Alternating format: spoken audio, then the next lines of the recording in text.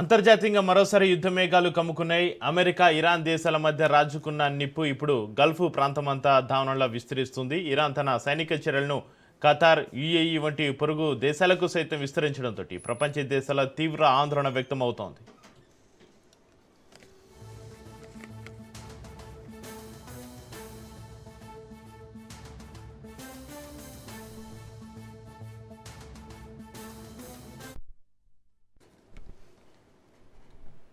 దీని తక్షణ ప్రభావం ప్రపంచ చమురు మార్కెట్ పైన స్పష్టంగా కనిపిస్తుంది. అంతర్జాతీయ మార్కెట్లో ముడి చమురు ధరలు ఒక్కసారిగా 3% పైగా ఎగబాకాయి.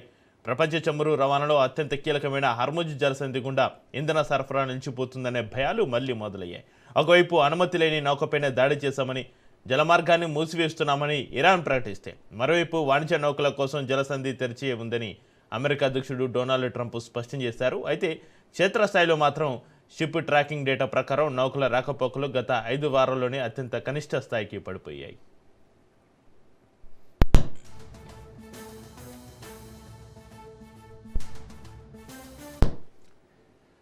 గత నెలలోనే వాషింగ్టన్, టెహరాన్ మధ్య కుదిరిన తాత్కాలిక శాంతి ఒప్పందం తాజా ఘర్షణలతోటి పూర్తిగా ప్రశ్నార్థకంగా మారింది. ఇంటర్నేషనల్ ఎనర్జీ ఏజెన్సీ లెక్కల ప్రకారం ఇప్పటికే ప్రపంచ చమురు సరఫరా సాధారణ స్థాయి కంటే రోజుకు 9.4 మిలియన్ బ్యారెలు తక్కువగా నడుస్తుంది. ప్రస్తుత ఉధృత పరిస్థితులు చూస్తుంటే ఈ ఇంధన సంక్షోభం ఇప్పట్లో ముగిసేలా కనిపించడం లేదని మార్కెట్ విశ్లేషకులు హెచ్చరిస్తున్నారు.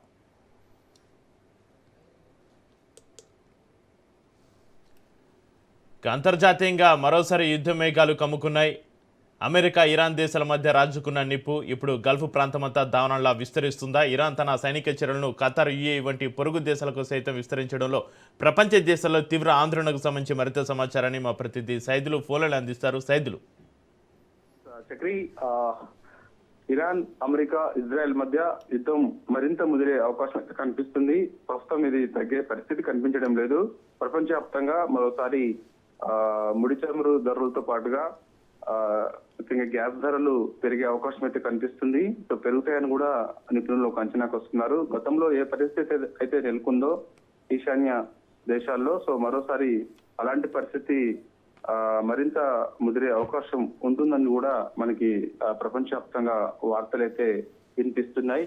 అమెరికా, ఇరాన్ యుద్ధానికి సై అంటున్నారు. ఎవరు కూడా దీనికి తగ్గే పరిస్థితి క్షేత్రస్థాయిలో కనిపించడం లేదు. అమెరికా, ఇరాన్ మధ్య వివాదం తీవ్ర రూపం దాల్చింది. హార్ముజ్ జలసంధి వద్ద ఇరాన్ వాణిజ్య నౌకలపై దాడి చేయడంతో అమెరికా ప్రతీకార దాడులకు దిగింది. ఈ ప్రతిస్పందనగా Iran, Qatar, UAE, Bahrain, Kuwait, Oman, జోర్దాన్లపై బాలిస్టిక్ క్షిపణులు, డ్రోన్లతో విస్తృతంగా దాడులు చేసింది. ఇరాన్ తన సార్వభౌమాధికారాన్ని ఉల్లంఘిస్తుందని ఆరోపిస్తూ అమెరికా సైన్యం ఇరాన్లోని దాదాపు 140 సైనిక స్థావరాలపై వైమానిక దాడులకు దిగింది. సో అమెరికా చర్యలకు బదులు ఇవ్వడమే లక్ష్యంగా Iran revolutionary guards IRGC, UAE, ఖతార్లోని అమెరికా సైనిక స్థావరాలపై భారీగా క్షిపణులు, డ్రోన్లు ప్రయోగించింది. ఖతార్లో ఉన్నటువంటి ఆల్ ఉదీద్ వైమానిక స్థావరం, యుఏలో ఉన్నటువంటి ఆల్ ద్రఫా స్థావరాలను టార్గెట్ గా చేసుకొని ఇరాన్ దాడులు చేస్తూ ఉంది. ఇరాన్ దాడుల్ని ఎప్పటికప్పుడు అమెరికా బలగాలు తిప్పికొడుతున్నాయి. ఖతార్, యుఏఈ దేశాలు తమ వద్ద ఉన్నటువంటి అత్యాధునిక వైమానిక రక్షణ వ్యవస్థల ద్వారా ఇరాన్ క్షిపణులను, డ్రోన్లను గాల్లోనే అడ్డుకొని కూల్చేస్తున్నాయి. ఈ దాడుల వల్ల కొంతమేర మౌలిక వసతులు దెబ్బతిన్నాయని కూడా వార్తలైతే వస్తున్నాయి. స్థానికంగా ఉన్నటువంటి కొందరు గాయాలైనట్టుగా కూడా సమాచారం అయితే వస్తుంది.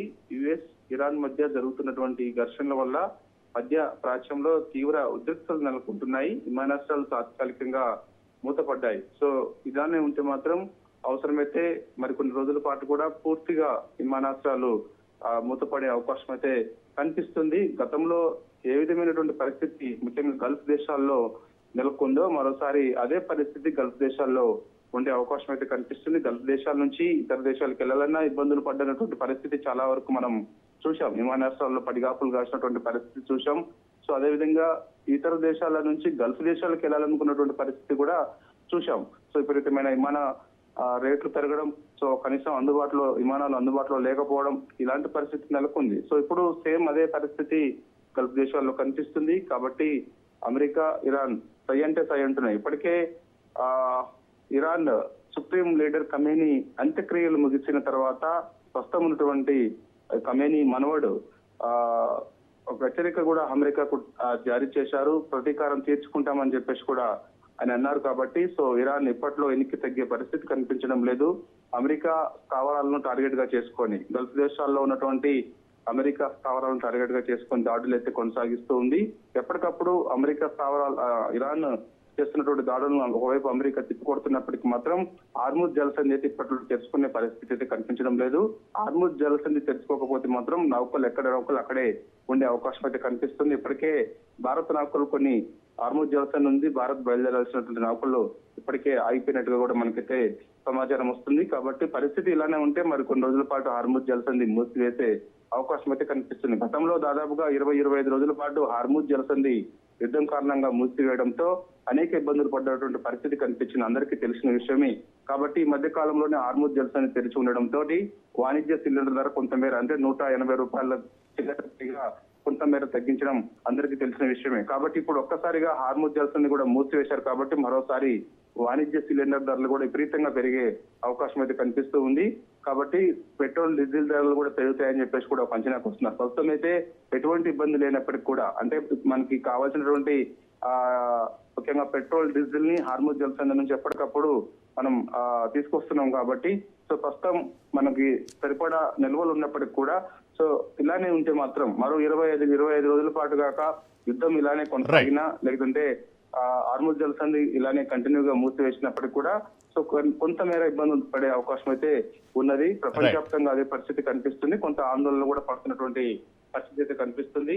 యుఎస్, ఇరాన్ మధ్య జరుగుతున్నటువంటి ఘర్షణల వల్ల మాత్రం మధ్యప్రాచ్యంలో తీవ్ర ఉద్రిక్తతలు మాత్రం నెలకొన్నాయి. కాబట్టి సో చూడాలి మరి ఇక పరిస్థితి ఏ విధంగా ఉంటుందనేది కూడా మనం చూసుకోవచ్చు. కాకపోతే అమెరికా మాత్రం ఎట్టి పరిస్థితుల్లో కూడా వెనక్కి తగ్గే పరిస్థితి కనిపించడం లేదు. ఇప్పటికే అమెరికా బలగాలు ఇరాన్ చుట్టుముట్టినట్లు కూడా మనకైతే సమాచారం వస్తుంది. Chakri. Right, thank you Saidulu.